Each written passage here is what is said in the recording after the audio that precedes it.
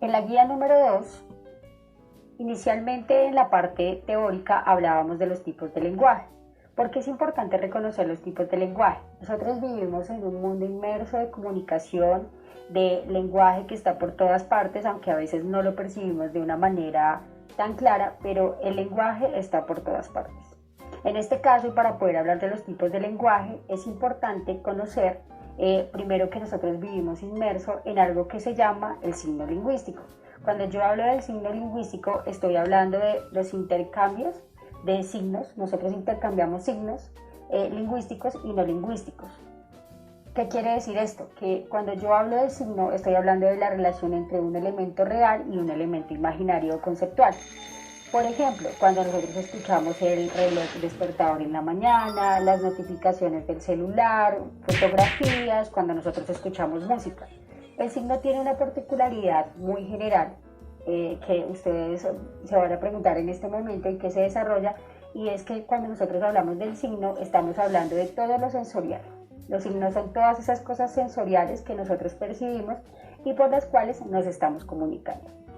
Pero para entender mucho mejor el signo, vamos a hablar de 3 clases de signos que existen.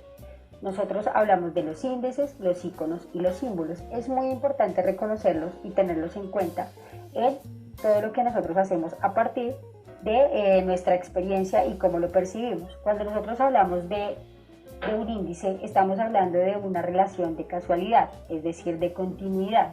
Por ejemplo, cuando nosotros vemos un rayo, cuando vemos humo, eso nos está dando un índice de un evento que va a suceder, por eso tiene una relación de continuidad. Si yo veo un rayo, significa tormenta, lluvia. Si yo veo humo, significa fuego. Eso es lo que tiene que ver con los índices.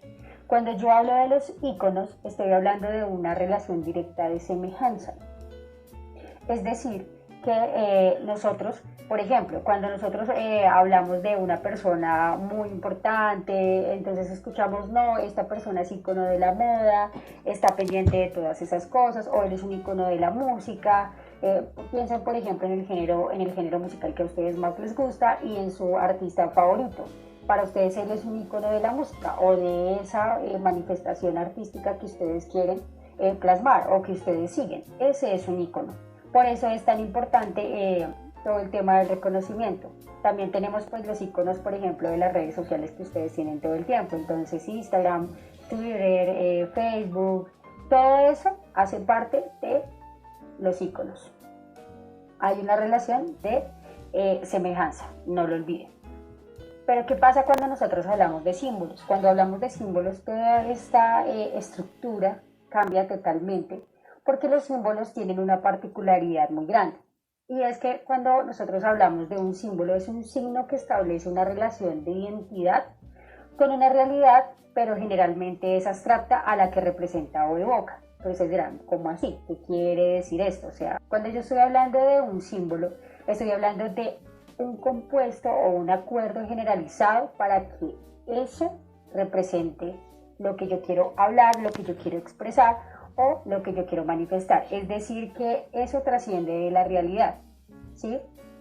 Porque ese símbolo va a evocar siempre esa realidad que yo quiero plasmar, ¿sí? En este caso, por ejemplo, está la paloma, y la paloma representa el símbolo de la paz, evoca en la realidad el símbolo de la paz. Por eso es tan importante tener muy claro todo lo que tiene que ver con los símbolos y toda su significación pues dentro de cada contexto, ¿no? Entonces ahora yo creo que podemos entender, por ejemplo, el símbolo comunista, el símbolo nazi, hablando de lo histórico.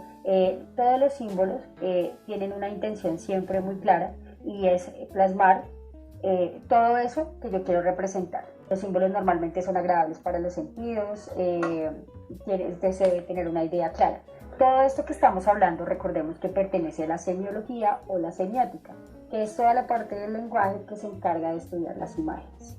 Posterior a esto, también se hablaba del lenguaje no verbal y del lenguaje verbal. ¿Por qué es importante tenerlo en cuenta? Porque si nosotros empezamos a descubrir todo lo que tiene la significación del lenguaje, podemos percibir mucho mejor todo nuestro entendimiento y todo lo que nosotros estudiamos a lo largo de toda la asignatura del lenguaje. Recordemos que dentro del lenguaje nosotros hablamos de lo verbal y no verbal. Cuando yo hablo de lo verbal estoy hablando de todo lo que es oral y también escrito. Por eso es muy importante tenerlo en cuenta. Es decir, que todo eso tiene que ver con la oralidad y la escritura. Pero cuando yo estoy hablando de no verbal, estoy hablando de gestos, imágenes, sonidos, es toda la comunicación. Si nosotros analizamos y hacemos una reflexión final, podemos entender que nosotros la mayoría del tiempo estamos utilizando el lenguaje no verbal y que es mucho mayor y mucho más constante que la comunicación verbal. Hagan su propio análisis de cómo se comunican ustedes, de una manera más verbal o no verbal. Y para terminar tenemos dos palabritas muy importantes que yo sé que ustedes estarán preguntándose muchas veces y que en el desarrollo de la guía, el significante y el significado. Pero ¿qué es el significante y qué es el significado? Cuando nosotros hablamos del significante, estamos hablando del sonido que representa esa palabra. Es decir, en este caso, por ejemplo, la palabra rana o frog es cuando nosotros hablamos de esa representación en nuestra cabeza. Es decir, si a mí me dicen la palabra rana, yo inmediatamente al escuchar el sonido de la palabra hago una representación mental de lo que es una rana, ¿sí? Y cuando yo hablo del significado es cuando yo puedo establecer, es verde, es un anfibio, tiene estas características. Eso es la explicación o lo que quiero mostrar o plasmar acerca del significante y el significado para que ustedes lo tengan claro. De todas maneras, quiero aquí aclarar algo, y es que si ustedes tienen alguna duda, alguna inquietud respecto a todos estos temas, lo pueden hacer por la plataforma del colegio. Ahí yo puedo contestarles o ampliarles mucho más esta información. Analicemos las preguntas que ustedes debían desarrollar. Debían desarrollar cuáles eran los tipos de lenguaje y hacer un crucigrama mencionando cada uno.